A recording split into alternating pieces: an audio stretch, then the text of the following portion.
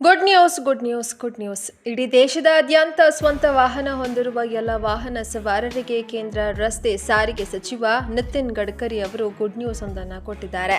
ಇದು ಏಪ್ರಿಲ್ 1ರಿಂದ ದೇಶದಾದ್ಯಂತ ಇರುವ ಎಲ್ಲ ಹೆದ್ದಾರಿಗಳ ಟೋಲ್ ಗೇಟ್ಗಳಿಗೆ ಹೊಸ ರೂಲ್ಸ್ ಜಾರಿಗೊಳಿಸಿ ಎಲ್ಲ ವಾಹನ ಸವಾರರಿಗೆ ಬಂಪರ್ ಗಿಫ್ಟ್ ಅನ್ನು ನೀಡಿದ್ದಾರೆ.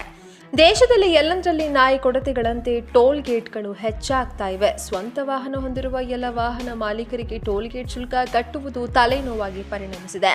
ದಿನದಿಂದ ದಿನಕ್ಕೆ ಗಗನ ಮುಟ್ತಾ ಇರೋ ಪೆಟ್ರೋಲ್ ಡೀಸೆಲ್ ಬೆಲೆಯನ್ನು ತಾಳಲಾರದ ವಾಹನ ಸವಾರರು ಟೋಲ್ ಗೇಟ್ ಶುಲ್ಕ ಕಟ್ಟೋದ್ರಲ್ಲಿ ಬೇಸತ್ತು ಹೋಗಿದ್ದಾರೆ. ಈಗ ಕೇಂದ್ರದ ರಸ್ತೆ ಸಾರಿಗೆ ಸಚಿವ ನಿತಿನ್ ಗಡ್ಕರಿ ಅವರು ಇಡೀ ದೇಶದ ಎಲ್ಲ ವಾಹನ ಸವಾರರಿಗೆ ಸಿಹಿ ಸುದ್ದಿಯನ್ನ ನೀಡಿದ್ದಾರೆ. ನೀವು ಕೂಡ ಸ್ವಂತ ವಾಹನ ಇರುವ ವಾಹನ ಮಾಲೀಕರಾಗಿದ್ದರೆ ತಪ್ಪದೆ ವಿಡಿಯೋವನ್ನು ಈಗಲೇ ಲೈಕ್ ಮಾಡಿ.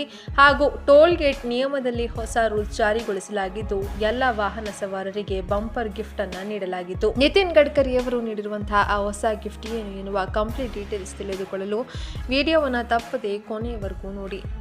ಏಪ್ರಿಲ್ 1ರಿಂದ ಟೋಲ್ ನಿಯಮದಲ್ಲಿ ಮಹತ್ವದ ಬದಲಾವಣೆ. ಹೆದ್ದಾರಿಗೆ ಇಳಿಯುವ ಮುನ್ನ ಇದನ್ನ ತಿಳಿದುಕೊಳ್ಳಿ. ದೇಶದಲ್ಲಿ ಹೆದ್ದಾರಿಗಳಲ್ಲಿನ ಟೋಲ್ ತೆರಿಗೆ, ಟೋಲ್ ವ್ಯವಸ್ಥೆ ಬದಲಾಯಿಸಲಾಗಿದ್ದು ಕೇಂದ್ರ ಸರ್ಕಾರ ಕ್ರಮವನ್ನು ಕೈಗೊಳ್ತಾ ಇದೆ. ಈ ತಿಂಗಳು ಮುಗಿಯುವುದರೊಳಗೆ ಹೊಸ ನೀತಿ ಹೊಸ ರೂಲ್ಸ್ಗಳನ್ನು ಅನುಷ್ಠಾನಗೊಳ್ಳಲಿದೆ ಎಂದು ಕೇಂದ್ರ ಸಚಿವ ನಿತಿನ್ ಗಡ್ಕರಿ ಘೋಷಣೆ ಮಾಡಿದ್ದಾರೆ. ಏಪ್ರಿಲ್ 1ರಿಂದ ಎಲ್ಲ ಟೋಲ್ಗಳಲ್ಲಿ ಹೊಸ ನಿಯಮ ಜಾರಿಯಾಗಲಿದೆ.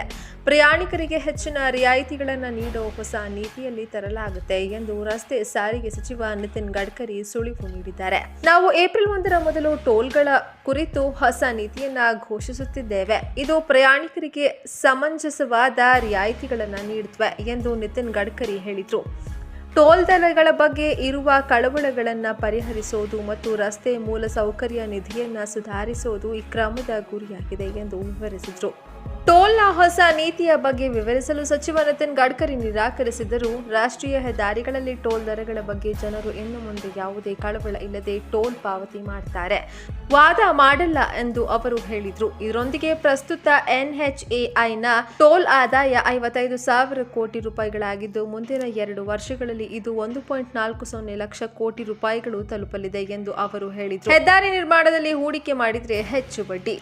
ಬಡವರು ಹೆದ್ದಾರಿ ನಿರ್ಮಾಣದಲ್ಲಿ ಹೂಡಿಕೆ ಮಾಡಬೇಕೆಂದು ನಾನು ಬಯಸುತ್ತೇನೆ. ಬ್ಯಾಂಕುಗಳು ಠೇವಣಿಗಳ ಮೇಲೆ ನೀಡುವ 4.5% ಬಡ್ಡಿ ಬದಲು ನಾವು ಅವರಿಗೆ 8.05% ಬಡ್ಡಿಯನ್ನು ನೀಡ್ತೇವೆ ಎಂದು ನಿತಿನ್ ಗಡ್ಕರಿ ಹೇಳಿದರು. ಟೋಲ್ ಅನ್ನು ಪಾವತಿಸಲು ಫಾಸ್ಟ್ಯಾಗ್ ವ್ಯವಸ್ಥೆ ಜಾರಿಗೆ ಬಂದ ನಂತರವೂ ರಾಷ್ಟ್ರೀಯ ಹೆದ್ದಾರಿಗಳು ಮತ್ತು ಎಕ್ಸ್ಪ್ರೆಸ್ ವೇಗಳಲ್ಲಿ ದೀರ್ಘ ಸರದಿ ಸಾಲುಗಳನ್ನು ಕಾಣುತ್ತಿದ್ದೇವೆ. ಇದನ್ನು ತಪ್ಪಿಸಲು ಕೇಂದ್ರ ಸರ್ಕಾರವು ವಾರ್ಷಿಕ ಪಾಸ್ಗಳನ್ನು ನೀಡುವ ಬಗ್ಗೆ ಯೋಚಿಸ್ತಾ ಇದೆ ಎನ್ನಲಾಗಿದೆ.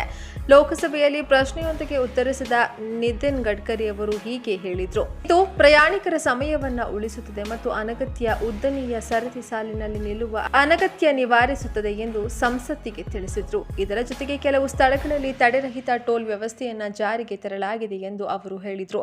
ಪ್ರಸ್ತುತ ಇದನ್ನು ಪೈಲಟ್ ಯೋಜನೆಯಾಗಿ ಕಾರ್ಯಗತಗೊಳಿಸಲಾಗ್ತಾ ಇದೆ. ಈ ಯೋಜನೆ ಯಶಸ್ವಿಯಾದರೆ ಭವಿಷ್ಯದಲ್ಲಿ ಇದನ್ನು ವಿಸ್ತರಿಸುವ ಬಗ್ಗೆ ಚರ್ಚೆಗಳು ನಡೆಯಲಿವೆ ಎಂದರು. ಮುಂಗಡ ಟೋಲ್ ಸಂಗ್ರಹ ವ್ಯವಸ್ಥೆ ಜಾರಿಗೆ ತರಲು ಯೋಜನೆ.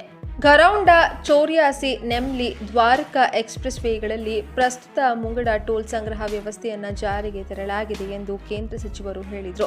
ಸ್ವಯಂಚಾಲಿತ ನಂಬರ್ ಪ್ಲೇಟ್ ಗುರುತಿಸುವಿಕೆಯನ್ನು ಇಲ್ಲಿ ಅಳವಡಿಸಲಾಗಿದೆ. ಇದರಿಂದಾಗಿ ಜನರು ನಿಲ್ಲಿಸದೆ ಟೋಲ್ ದಾಟೋ ಅನುಕೂಲವನ್ನು ಹೊಂದಿದ್ದಾರೆ ಮತ್ತು ಶುಲ್ಕವನ್ನು ಸಹ ಕಡಿಮೆ ಮಾಡಬಹುದು. ರಾಷ್ಟ್ರೀಯ ಹೆದ್ದಾರಿಗಳಲ್ಲಿ ವಿಧಿಸಲಾಗಿರುವಂತಹ ಟೋಲ್ ಶುಲ್ಕದ ಬಗ್ಗೆ ವಿವರವಾದ ಮಾಹಿತಿಯನ್ನು ಪ್ಲಾಜಾಗಳಲ್ಲಿ ಒದಗಿಸಲಾಗಿದೆ ಎಂದು ನಿತಿನ್ ಗಡ್ಕರಿ ತಿಳಿಸಿದರು. ಶುಲ್ಕದ ಮಾಹಿತಿ ಹೆದ್ದಾರಿ ಪ್ರಾಧಿಕಾರದ ವೆಬ್ಸೈಟ್ನಲ್ಲಿ ಲಭ್ಯ.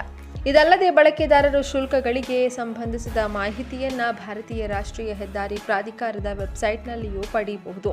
ಶುಲ್ಕ ಹೆಚ್ಚಳ ಅಥವಾ ಇನ್ನಾವುದೇ ಬದಲಾವಣೆಯಾದರೆ ಪತ್ರಿಕೆಗಳಲ್ಲಿ ಪ್ರಕಟಣೆಯ ಮೂಲಕ ಅದರ ಬಗ್ಗೆ ಮಾಹಿತಿಯನ್ನು ಒದಗಿಸಲಾಗುವುದು. ಟೋಲ್ ಶುಲ್ಕ ವ್ಯವಸ್ಥೆಯ ಸಂಪೂರ್ಣ ಪಾರದರ್ಶಕವಾಗಿದೆ ಎಂದರು.